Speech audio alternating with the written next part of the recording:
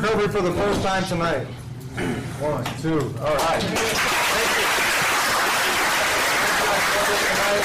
If you have any questions, you need any schedules, get with somebody after the meeting and we'll get that for you. Jeremy? Support group meeting guidelines. Thank you for attending the Racing for Recovery support group meeting. We are focused on maintaining a drug-free and healthy lifestyle. 2001, our open forum meetings welcome parents, adolescents, recovering individuals, anyone else who supports our mission. Suggestions, comments, or ideas are welcome to make our meetings the best they can be. Racing for Recovery support group meeting is a cutting-edge alternative to what is currently offered. By combining substance abusers, families, friends, and the public at large, we have created an environment that is beneficial to everyone who has been affected by alcohol or drug addiction. Number 1, meeting start time, 7 p.m. Please be on time. 2, please turn off cell phones or ringers to vibrate. Please refrain from posting on social media during the meeting to show respect, courtesy to yourself and others. 3, please, one person speaking at a time. Please speak loudly so everyone can hear. 4, proof of attendance gladly provided. Please turn in your paperwork right here prior to the meeting. You can pick it up at the end. 5, honesty is required. 6, feel free to openly share your comments and points of view on how alcohol and drug addiction has impacted your life. 7, this meeting is open to people of all ages, welcomes diversity, so please refrain from using excessive foul language, or language that discriminates against any race, gender, religion, ethnicity, sexual orientation, or disability, to maintain an atmosphere of respect and dignity for all who are present. Number 8, you see a visitor, a new member, or returning member you haven't seen in a while, please warmly welcome them into our program. Number 9, confidentiality. I feel like it's important to remind everybody that we are live streamed. Don't hold back, just know your words to be heard by anybody. 10, please refrain from leaving the meeting while it is in progress because it is disruptive to others. 11, smoking or vaping doesn't happens off the property. And 12, please dispense of all trash. Garbage can, do not litter on the premises. Thank you, Jeremy. Who has the guidelines for living a lifestyle recovery? Ashley.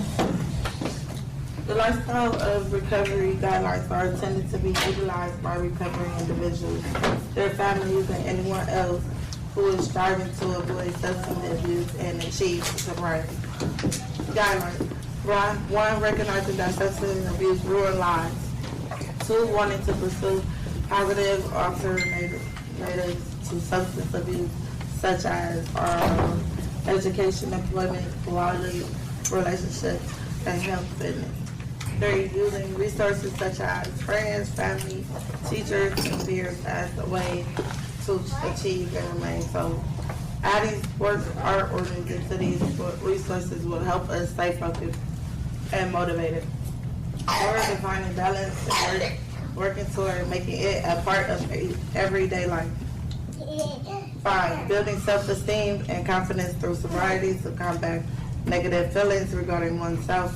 6, understanding that negative behaviors of isolation and self-pity lead to self-destruction. 7, lifting a person up is different than allowing them to continue their destructive lifestyle. Be there for yourself and be patient with your friends and family. 8, learning how to help without supporting the addict's behavior, providing assistance to the recovering individual that will improve their lives not further than their usage. 9, recognizing personal challenges and integrating them into our lifestyle as challenges to overcome. 10, caring for our personal, emotional, physical, spiritual individuality is the source we use for our sense of worth. Each person is truly magnificent. Our mission at Racing for Recovery is to prevent all forms of abuse by promoting a lifestyle of fitness and health for all those affected by addiction. Who has what does Racing for Recovery mean to me by Kelly Anderson? I do. My name is Draven, and this is what Racing for Recovery means to me by Kelly Anderson. Respect yourself enough to quit, accept the challenges that lie ahead, Commit to your recovery. Include friends and family on your journey. Never doubt your will to succeed. Give yourself credit for your accomplishments. Focus on the positive things you want in life. Overcome your fears and keep moving forward. Remember the reasons you are seeking sobriety. Reach out to others to give and receive support. Expect holes in the road, choose another road. Care for your body. We only get one in this lifetime. Open your heart, mind, emotions, and spirit. Victory comes from a balanced lifestyle. Educate yourself on all aspects of recovery. Racing for Recovery saves lives. You will learn that with sobriety, anything is possible. Thank you, sir. Thank you. Now it's time for introductions. We're going to go around the room. We want to know who you are and why you decided to join us tonight. You do not have to identify as an alcoholic and addict, but if that does help you in your own recovery, please feel free to do so, and we'll go to my left. My name's Mike, and this is what I do. This is part of the path. My life's going down now, and I wouldn't change it.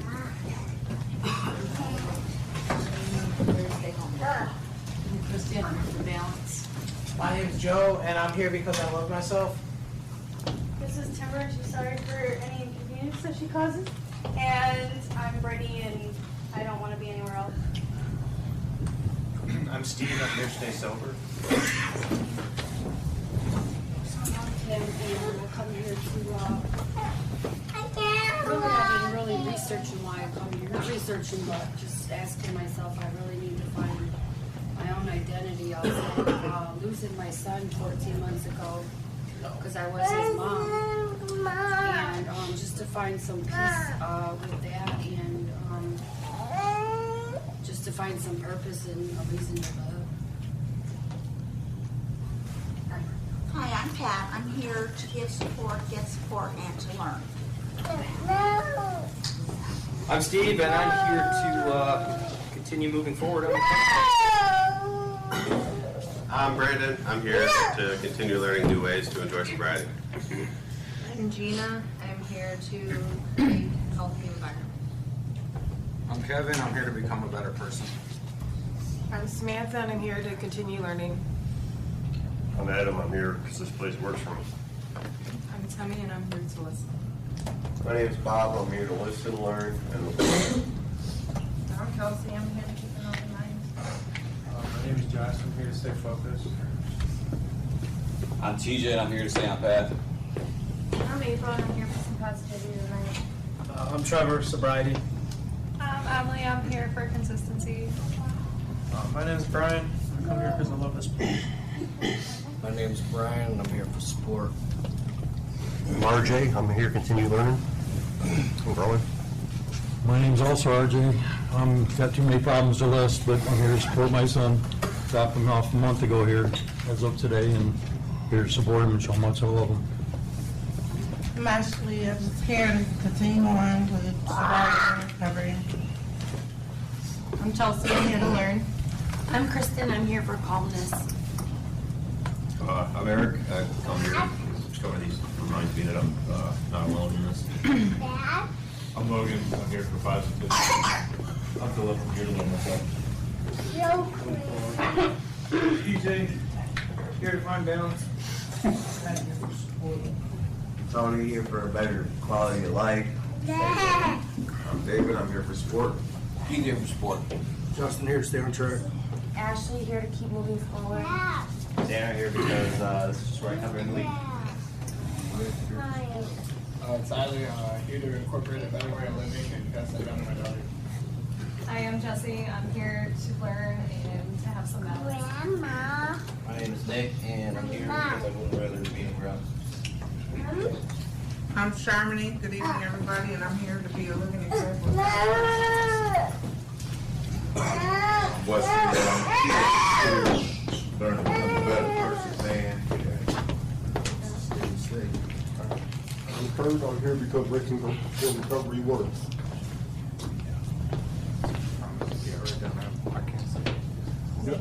I'm Tracy. I'm here to my sobriety. Steve here to maintain perspective. I'm Shelby. I'm here for the positivity. Thanks, John. Here to listen and stay focused. I'm Levi, and I'm here because I'm proud of what we all do here, and I'm here to support Lorenzo. My name is Mike in the corner. I'm here to stay sober. I'm Brian. I'm here to stay sober. I'm Chris. I'm here with Balance. I'm Ryan. I'm here because I love my new life. I'm Dakota. I'm here to learn to make better choices. Milo, here to stay sober. Lorenzo, I'm here because I finally found a support system that I can really be grateful for and appreciate, utilize. My name is Draven. I'm here to support all my friends and family and to learn a better lifestyle and obtain that quality of life that I've been looking for so long.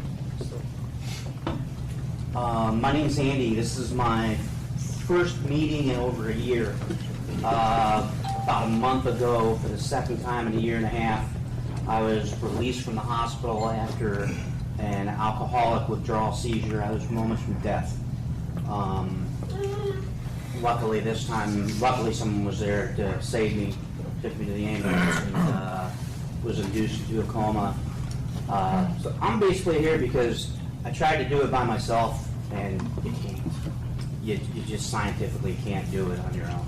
So I'm here to stay alive. Glad you're back, man. I'm Ward. I'm here because it keeps me sober.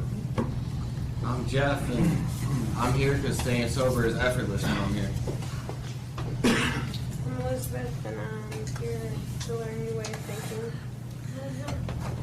I'm Corey. I'm here to support my girl and listen and learn. I'm Matt. I'm here to stay on the right path. I'm Candy, and I'm here for balance and mindfulness.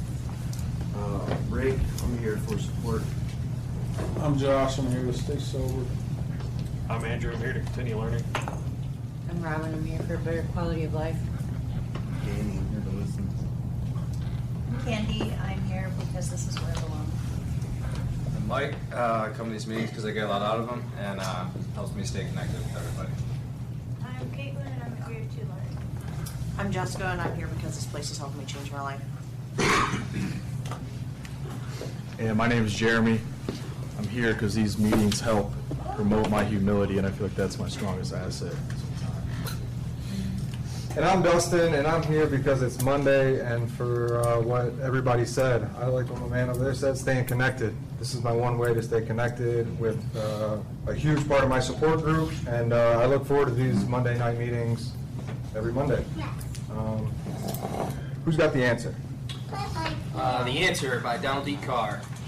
Running from the misery, trying to escape the pain. As I approach the light of hope that lies before me, each step overwhelms me, my breath sears my throat. I ache, my body rebels against me, my memories torment me. Agony has become my closest companion.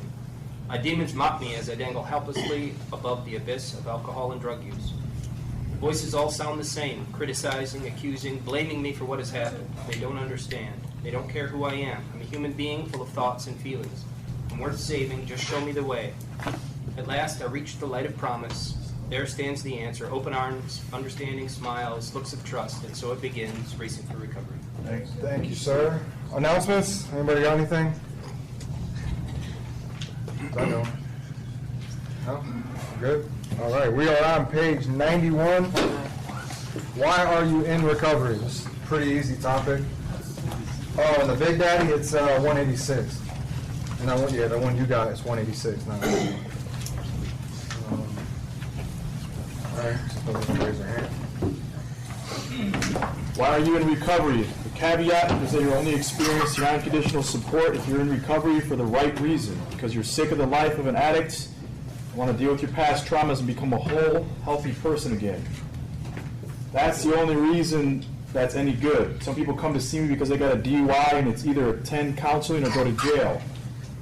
Others do it because their spouse threatens to leave them and their family threatens to cut them off. Doesn't matter. Recovery because of a threat, you'll fail. Every single time. Giving up an additive substance is the most difficult thing most of us will ever do. Even more difficult than finishing an Ironman. If you're not motivated by a bone-deep drive to change your life for your own sake, you won't be successful. Many addicts have no idea what their addiction has been doing to their family and friends. They retreat into a world that revolves around their addictive substance, and the rest of the world drops away. Nothing else matters. So friends and family might be furious about broken promises and grieving over their loved one's behavior, but the addict probably won't be aware of it. Family members are sick of 10 years of lies.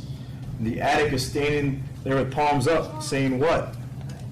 Mutual cluelessness is one of the reasons that support group meetings are so valuable. When recovering addicts and family members attend, they find a consequence-free zone where they can tell their stories, come to a shared understanding, and begin to heal. Often, it's shocking how little family knows about what's going on in the addict's life, and vice versa. Once the truth starts to come out, tears start to flow, and real communication can begin. That's magic. If you're in recovery, why are you there? Are you there for the right reasons? Ask yourself the following questions. What got me into a recovery program or support group? Is there something I really wanted, or was I coerced? Am I prepared to see it through no matter how hard it gets? Am I prepared to listen to the grievance from my loved ones and take responsibility? Thanks, Sharon. Well, this seems like a pretty easy topic to talk about tonight. I know for me, this last time, the reason why I'm in recovery now is because my life got to a point where it wasn't sustainable for me anymore. You know, I wanted something better out of life. Previous to that, you know, no probation officer, no judge, no jail time, my family. Each time I tried to do it for somebody else, it didn't work. You know, it wasn't until I truly was doing it for myself. I was sick of the way I was feeling, and that it actually worked for me. You know, I didn't do it because of, like I was saying, threat of jail time. I mean, I went and served because of bad decisions I made and got right back out and acted like I was doing the right thing for a little bit, and then I'd be right back in.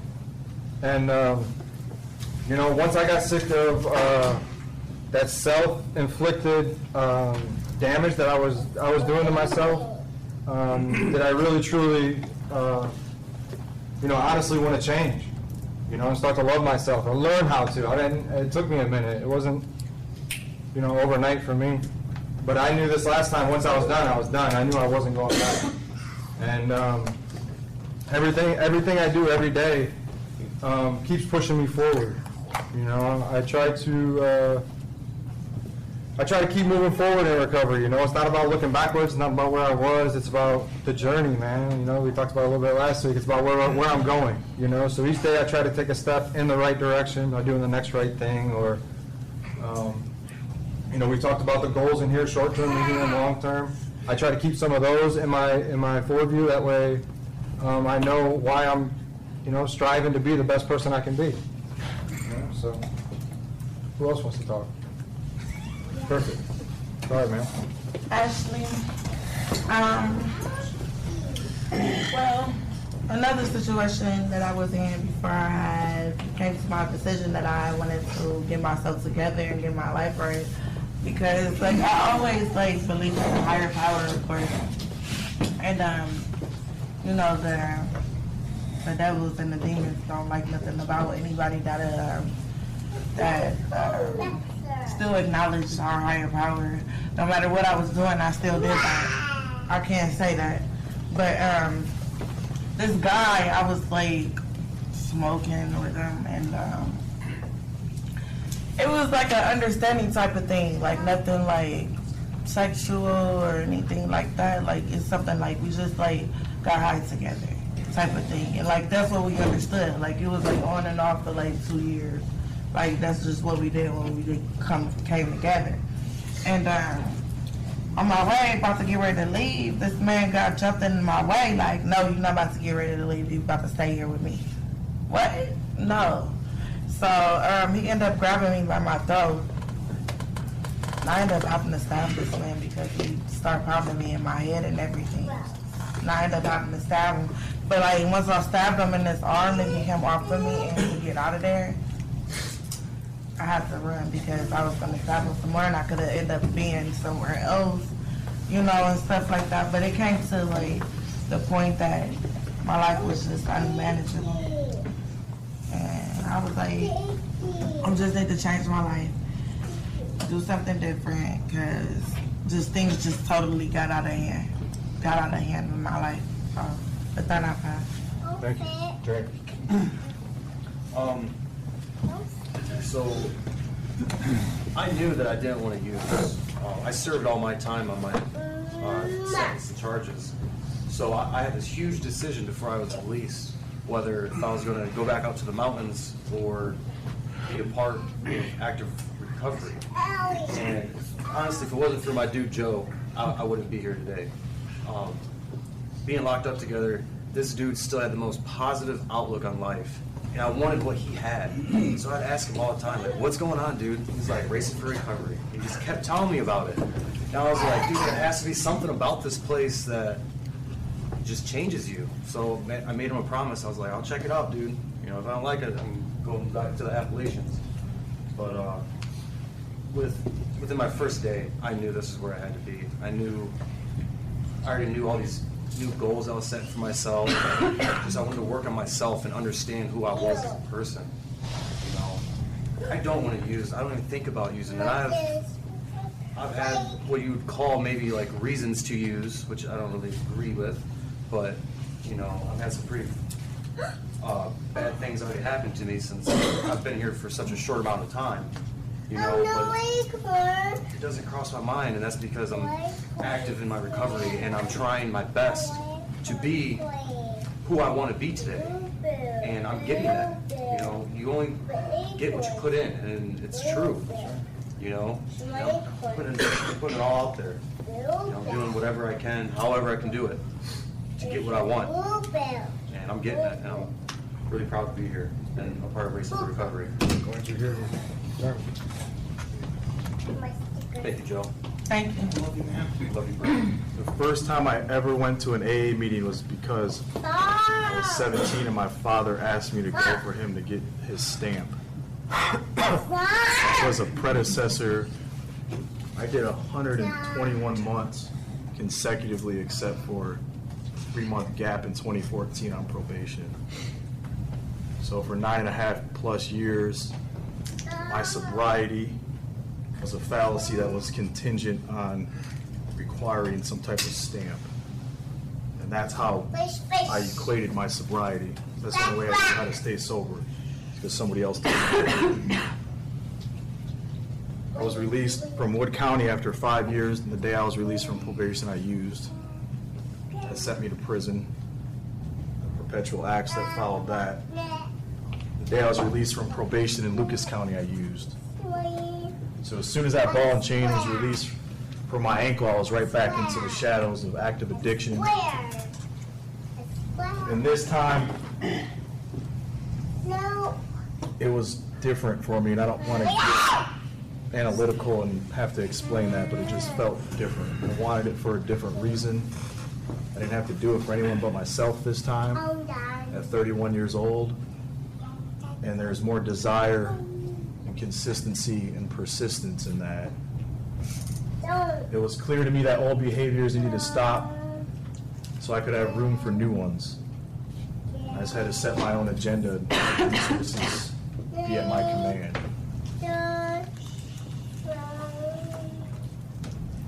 Being on probation and all that felonious activity that was a result of my usage showed me a lot and kind of shaped me into the person I feel like I am today, but it wasn't until I finally could do it for myself that I found it.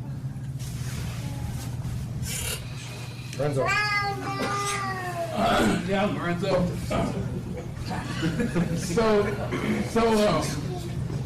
Yeah, when I was in my active use, I became a whole different person.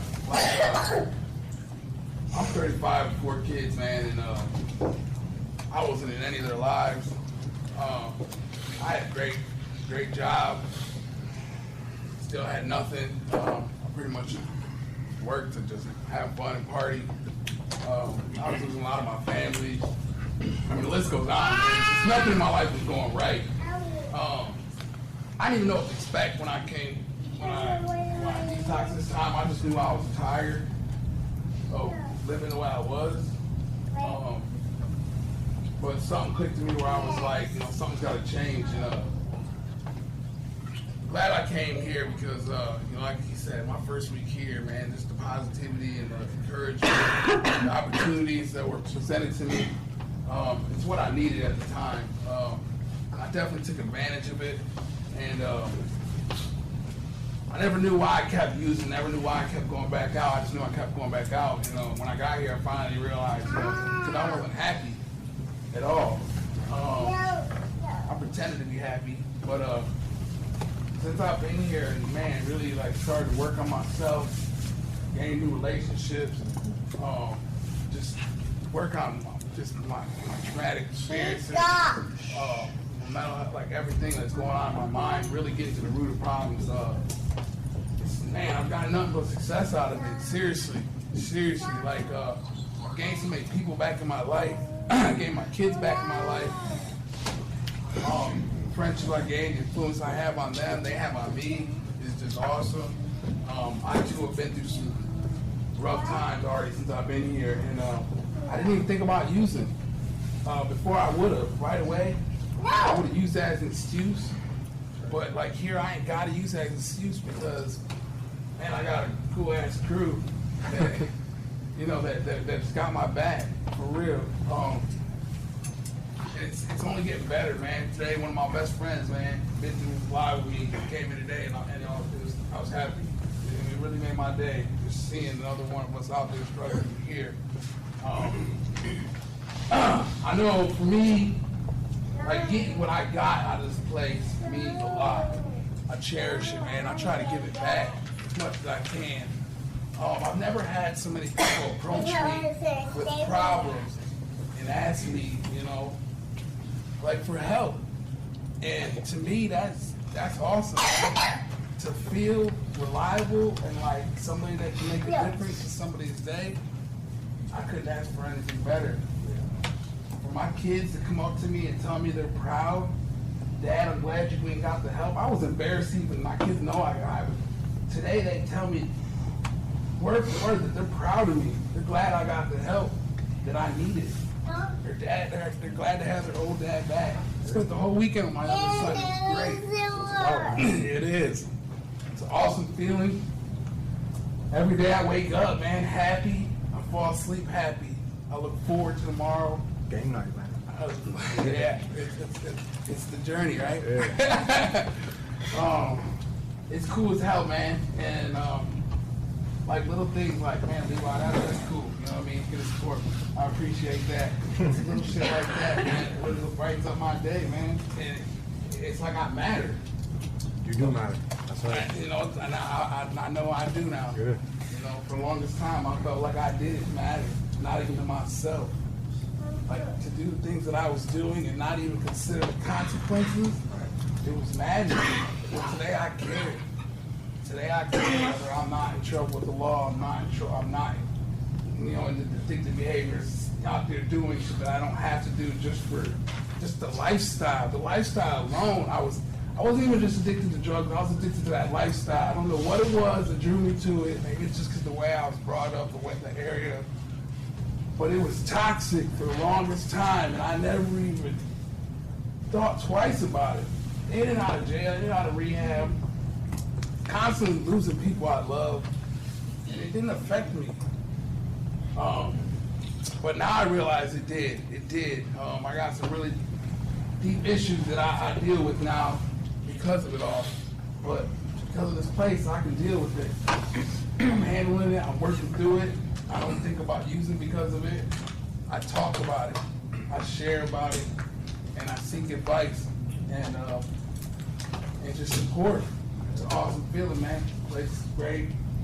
I recommend it to so many people today. It's crazy because this last week, like 4 or 5 people, they just seeing my post on Facebook, seeing it change me. People actually call me and say, hey, how do I get into that place you're at? And it's crazy. It's a call thing. Yeah, I do.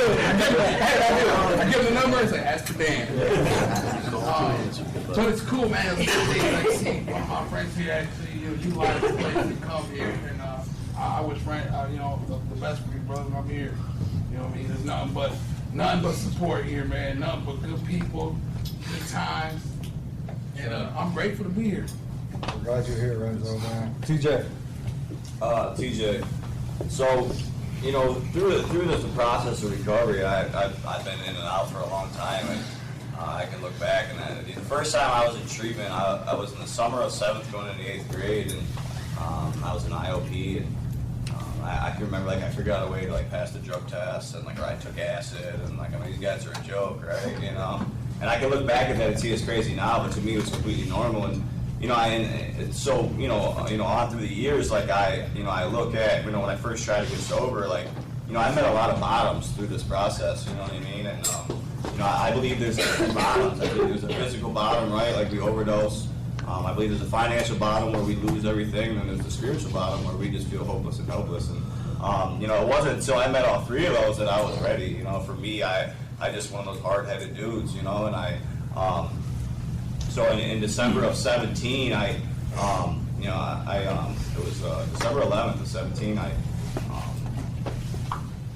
I went back. I was living in an abandoned house on the east side of Detroit.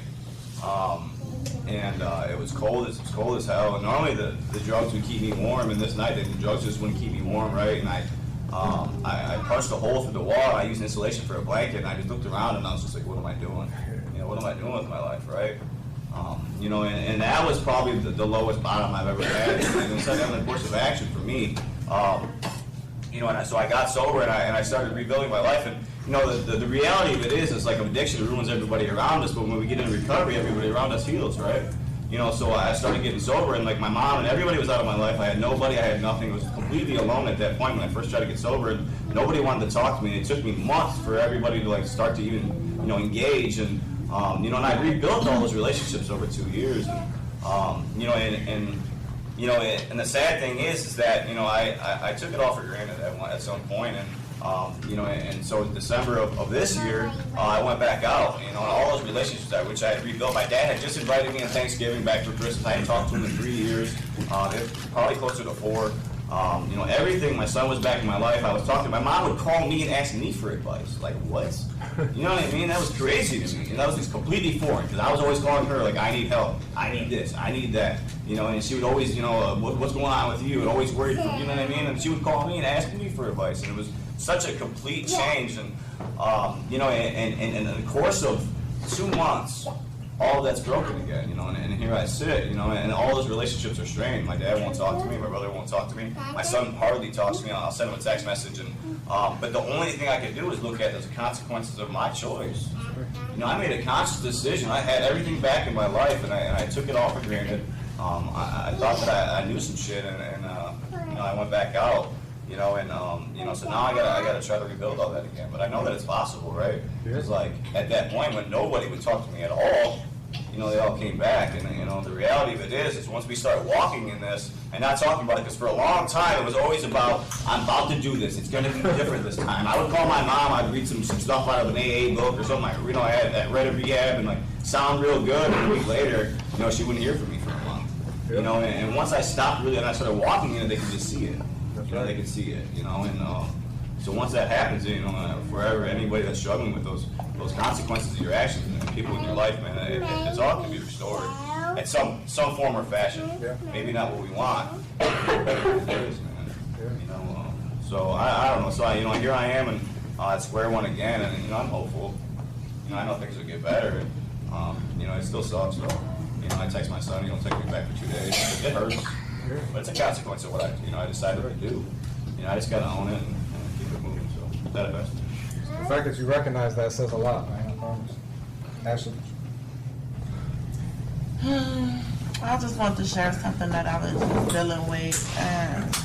The other night I had shared my story about me losing my child and had to bury him and stuff because basically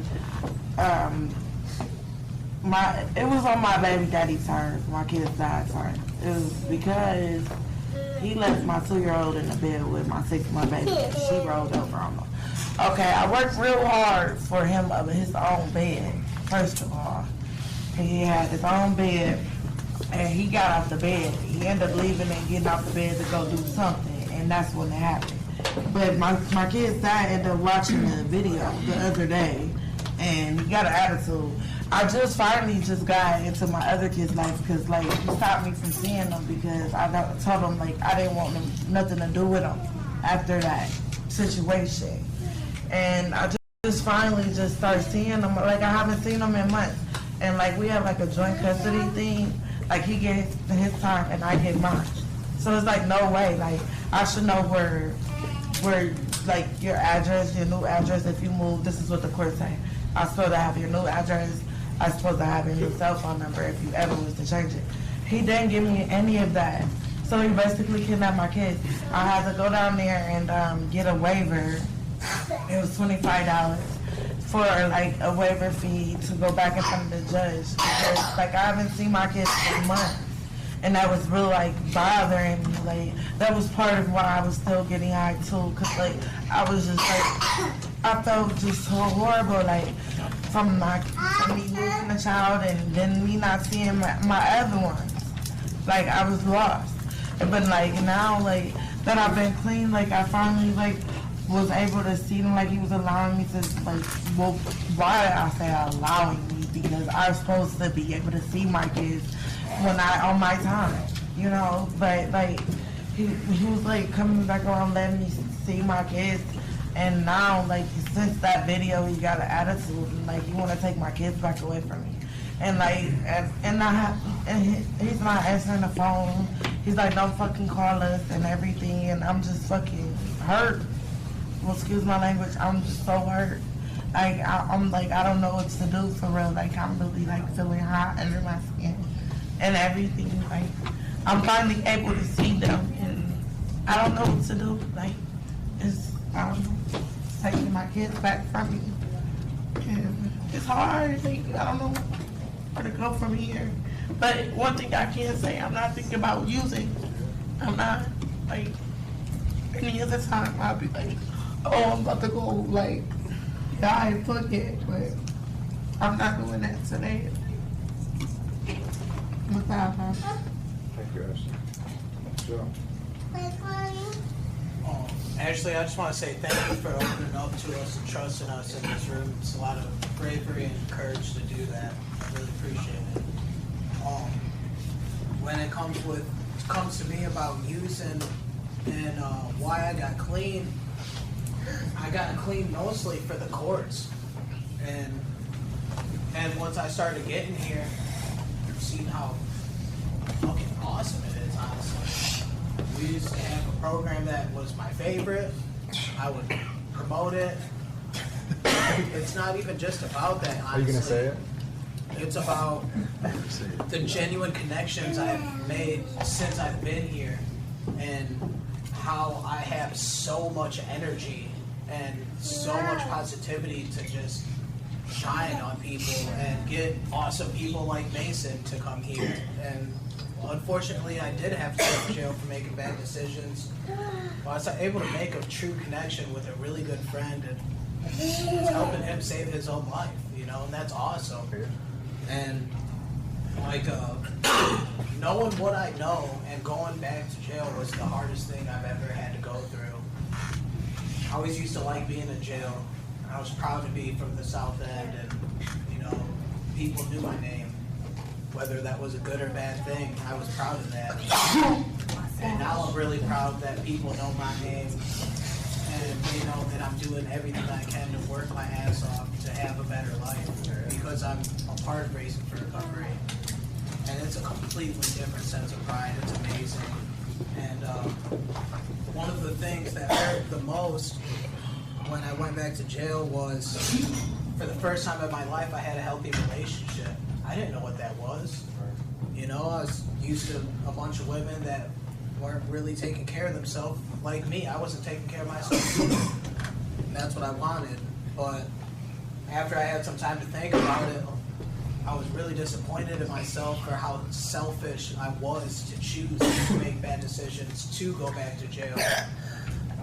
3 amazing children that I got really close with and had great relationships with, and it hurt having to get ripped out of their life. And I realized, obviously, I don't want to get high anymore for myself. I don't want to go to jail. I don't want to have to put myself through that. But there are so many people that love me and care about me, and I don't ever want to be the reason anymore moving forward that someone's seeking counseling because I caused traumatic events in their life. I got really bad abandonment issues, and in all honesty, who the fuck am I getting so close to some people and knowing I'm going to choose to go out and use and make bad decisions and get ripped out of their life and cause them the same pain that I am going through? To me, that doesn't say that that's a good person. I am a good person because I'm working my ass off to change that and to get better for myself and work on my past traumas. So, for the first time in a long time, I actually.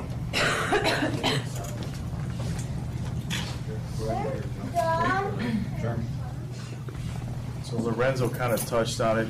TJ, I think you alluded to it a little bit.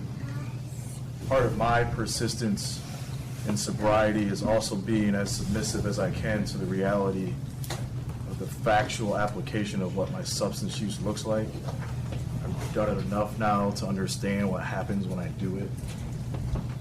And I always need to be conscious of that.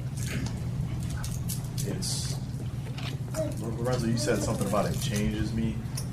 I've objectively dissected my usage to a point where it's very clear. As soon as I take one hit, there's no moral context anymore.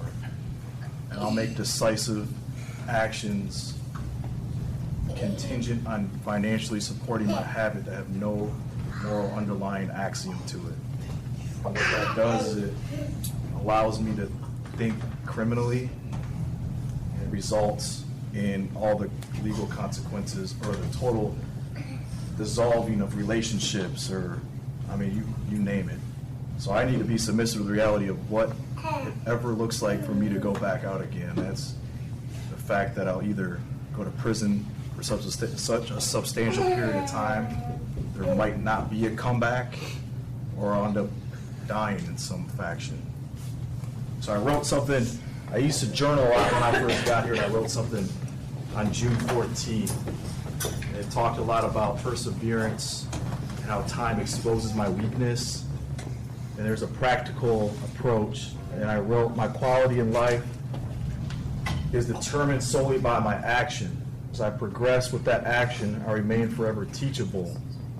Path to success is not linear. My sheer desire is what it takes to get through the inevitable setbacks. So I'll Google my name every once in a while, and I'll read that article. I'll see those mug shots, and that really brings me back down to the reality of what my substance use looks like, because I need that. I always need to remain humble to the idea that there is no one more time, and that adds to my perseverance when it comes to me in active recovery.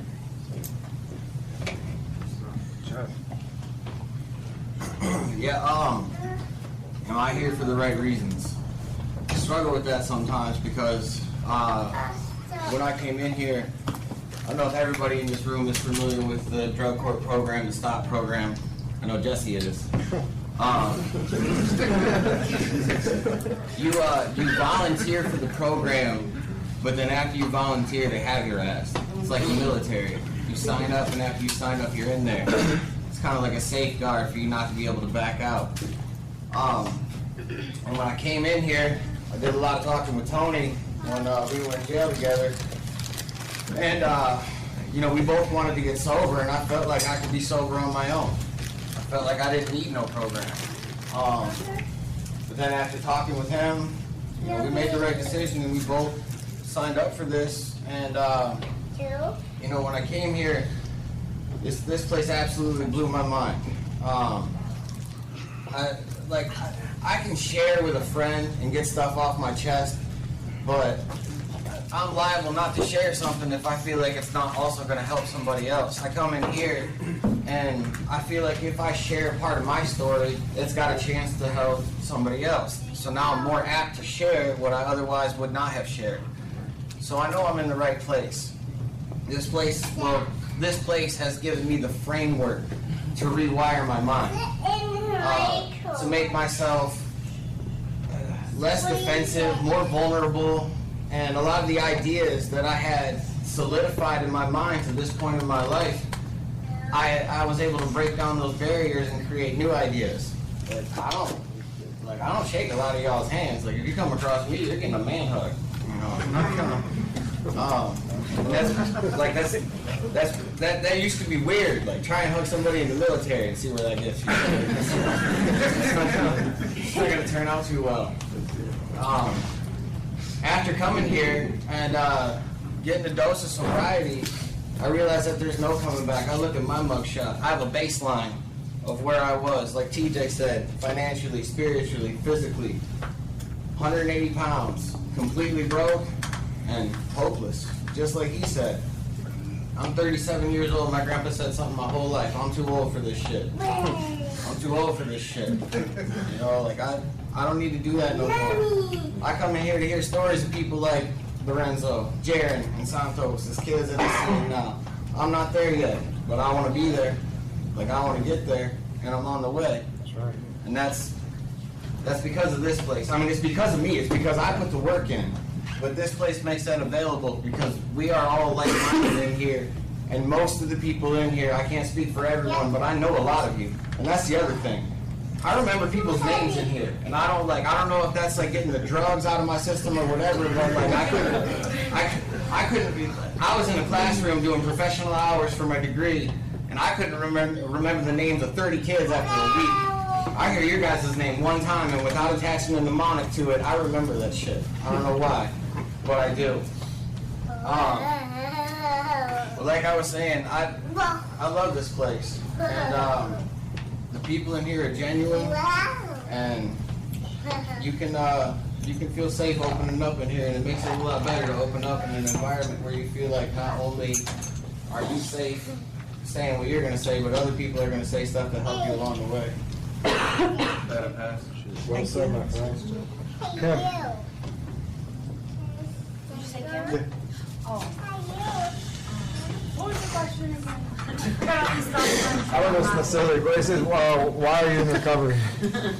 I'm sorry. I'm listening to her and thinking of what I'm going to say. Well, I'm here because in recovery because I want to see my life. Sorry if I cried. But really, ever since my son passed away, it's just my recovery has taken on a whole 360. Like, I don't want this to come out wrong, but I believe like his passing has a purpose, like on my life in a different way. Like, I think like God will break your heart to heal your soul. Like sometimes people have to die to save other people, and that's the way I have to look at it because I think if I drink again, I won't come back from it because I'll go like maybe be with him because I just can't drink again. It's really just taking a toll on me, and the last time I slipped up and made a bad choice, that was my goal, but you know, I just drank a little bit and then I just took myself to the hospital, and I just knew that I just didn't have it in me anymore, and I just wanted to continue on the path of, of recovery because I didn't want to, seeing what he was going through and what I've been going through, it's not worth it, and this isn't really what I wanted to say, but it's just coming out this way. And I wasn't going to come to the meeting tonight, but I went to church yesterday, and the lady prayed for me, and she said that my story is going to help somebody. There's a guy over here sitting, and he told why he was here. I got chills. What's your name? You. Andy. And what did you say about introduced yourself? I'm sorry, I couldn't hear the question. What did you say your name was in your story when you introduced yourself? I thought I said Andrew. No, about why you were here and you were drinking and...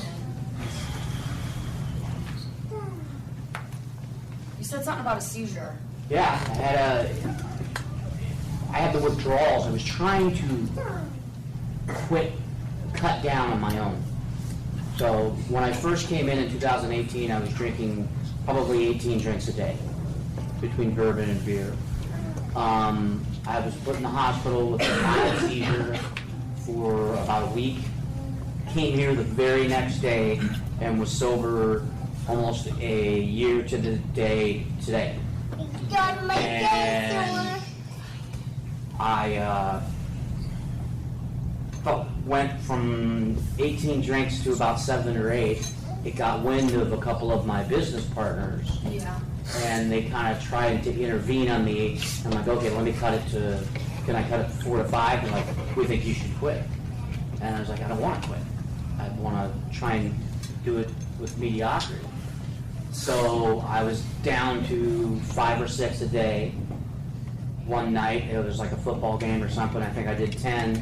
The next day, I woke up, drank one, threw it up, drank another, threw it up, went to sleep.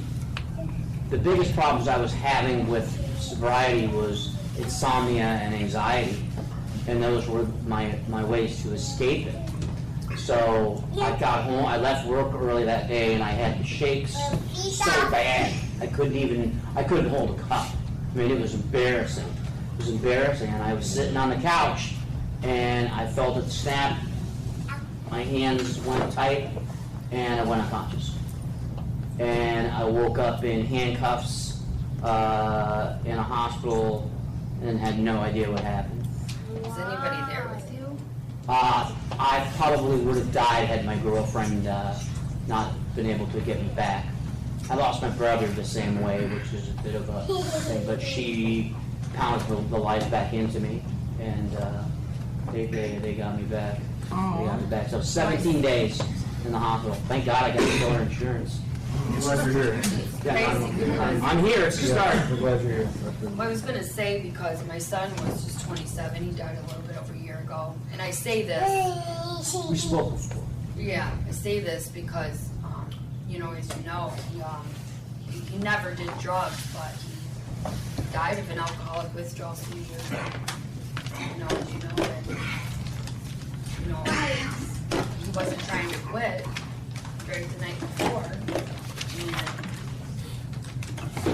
it kills, and that's why I can't drink, and I think his life is saving mine and others, and I knew you looked for me, and I just wanted to reiterate that to you, and, Thank glad you. you're here, back. Thanks, Councilor Shannon. Thank you. Reasons why I'm here. I've been around these rooms and around recovery and people doing the right things for a really long time.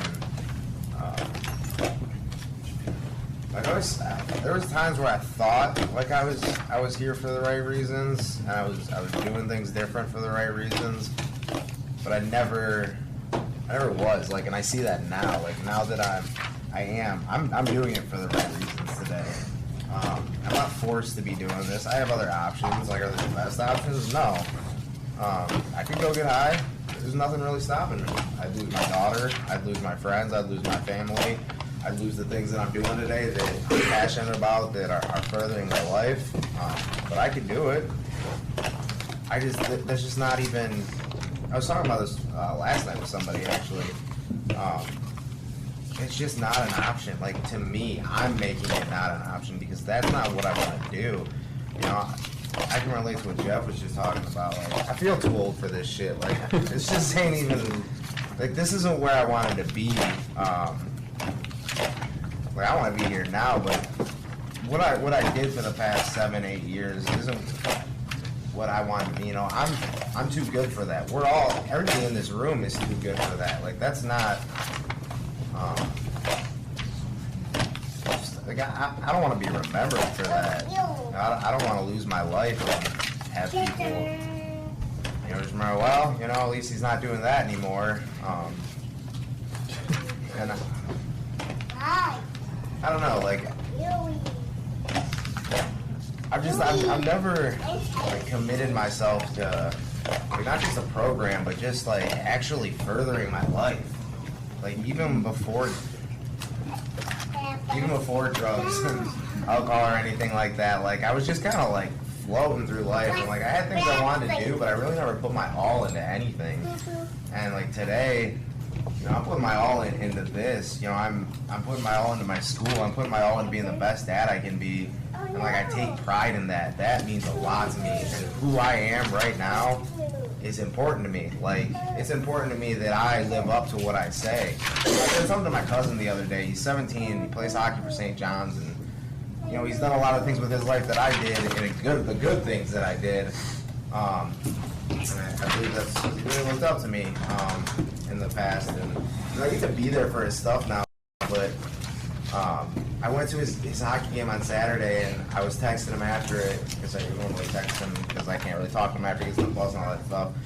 And he just thanked me for coming, and I was like, man, I've already missed so much. Like this, you don't have to thank me for coming. Like this is what I love doing. I love being a part of your life and the things that you're doing. And I missed so many years of that because I was in that before, and it was like, I'm not missing this anymore, dude. And like that, like I said that to him, and I can't go back on that. That's not fair to him. And that's what's different now is I recognize how my actions affect other people in my life. And my daughter made me realize that, having her.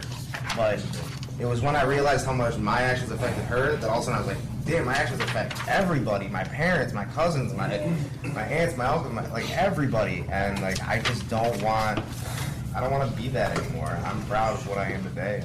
I'm feeling it. Good stuff. David. Yeah, Dave. I've tried every which way to get sober. I've tried to get sober for my kids. I couldn't do it. I tried to get sober and going to prison. I wasn't sober in prison. I tried to get sober for my girlfriend. This is the only time that I really am doing it for myself. Like, you know, I've always had we were talking about it earlier. I've always had a fear of success. I was afraid that I could be sober. Then what I was going to do? I have to deal with the consequences of all my actions that I've done, or can I keep numbing? So I just kept on going, and until, you know, up until 6 months ago, I'm living in a trap house.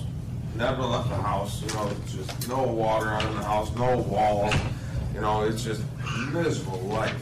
And I'm walking around like, I'm okay. Right. You know what I mean? Like, I made that my normal. Like, shit's okay today. Yeah. You know, there's no refrigerator. We got I'm still electrical off the pole. Like, you know what I mean? I'm not an electrician.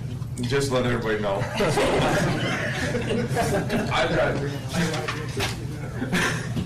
And I ran from the pole. What do we do? We ran from the pole all the way to the house with the yellow wire. Running on a brand new box. Like, I'm about to kill myself, not even realizing it. And then I'm like, you know what, even better, I can wire the whole house up. As I'm smoking crack the whole time. Like, you know what I mean? Like, in my head, I'm like, this is an okay lifestyle. Like, I made some right decisions. Like, it's just unrealistic things that I put in my mind that I allowed myself just to keep on going. And then, you know, just everybody in my whole life was telling me, like, you meant for so much more. I'm like, I know, but I don't want to have to live up to it. Like, you know what I mean? Then what am I going to do for all my fun time? Like, I can't push my pipe no more. Like, you know, you just... It's unreal how I set the bar so low for myself in order to become comfortable. You know what I mean? And what life is that comfortable? Like how now we can look at it. You know, I can laugh and I can talk about stuff. But there's nights I'm crying at this stuff. You know, like it's real life. Like I've overdosed and died. I couldn't get sober. You know, like Joe was talking about, like, my name rang in the South End. If you said Superman Dave in the South End, you knew who I was. And I loved it. I thrilled off it. And then I went from up here to nosedive. And I'm the only one that couldn't see it coming. Yeah. I'm the only one that fell on my face and I could not wake up. But today I'm doing it for myself. Like, I'm back in the gym. I love it. I got a group of guys that, you know, every day we're doing our thing. And then if we're not playing, we're not working out. After we're done working out, we're shooting pool. So now, you know what I mean? Like, this place gives you a whole nother aspect. Like, you get to learn how to live freely and remain sober. Because I can go to the other treatment facilities, and as long as they're telling me you have to be sober, or you can't stay here, okay. I don't get to leave, so yeah, I can stay sober there. Right. Here I can leave. I can go, you know what I mean? I can go get my funky on. But it's my choice. You know what I mean? Like, that's what, I could, you know what I mean? I can shoot a couple moves and be right back and nobody have no difference. But today, I care about me. I know that I care about you guys. I respect you guys enough and myself enough to know that I don't have to live like that. Like, you know, we all have that choice. Like, they were saying this morning, just say no. You know, for some it's easier said than done, but Today I can say, no, I love me and I love y'all, and ain't nothing you can do about it. I'll pass. Thank you. Brian, you can wrap us up. Again, this isn't my first time being in recovery by choice, but it took me a long time to realize, like, you know, after choosing to be in recovery for the right reasons, I had came with a lot of other choices that I had to make while I was here in recovery, and you know, I've been in recovery where I just existed and was just there. In recovery where, you know, I was saying I was doing them, or saying I was gonna do them and never getting to them. You know, so I've had 1 foot in, I've been 3/4 of the way in, and I always wanted to give up everything. You know, certain like maybe behaviors, or parts of the lifestyle, or, you know, things of that nature. So just from like the evidence of not ever being all the way in and ultimately going back to choosing to pick up drugs again, you know, I'm trying to change absolutely everything while I'm here this time. You know, I almost died a couple times in the past year. Spent probably 7 months of the last year in the hospital. You know, so I'm down to me changing all my behaviors, I guess. This time around, like, I have the opportunity and choice in almost every situation that comes in front of me, and I choose how I react to them. I don't react to them, handle them, or whatever, you know, so I'm trying to choose a more positive way, putting away, you know, the street mentality, the prison mentality, the using mentality, and all that, because I know if just being part way in, 3/4 of the way in, lands me right back to where I came from. So, you know, it's just like our shirts say, choice and action, you know. It comes down to choice in every situation for me. And I'm just trying to choose the right way in everything that comes my way. Glad you're back, man. Who's got our autobiographies? Autobiography, 5 short chapters. I walk down the street, there's a deep hole in the sidewalk. I fall in, I'm lost, I'm hopeless. It's my fault. It takes forever to find a way out. I walk down the same street, there's a deep hole in the sidewalk. I pretend I don't see it. I fall in again. I can't believe I'm in the same place, but it isn't my fault. It takes a long time to get out. I walk down the same street. There's a deep hole in the sidewalk. I see it there. I still fall in. It's a habit. My eyes are open. I know where I'm at. It is my fault. I get out immediately. I walk down the same street. There's a deep hole in the sidewalk. I walk around it. I walk down another street. Thanks for coming, everyone.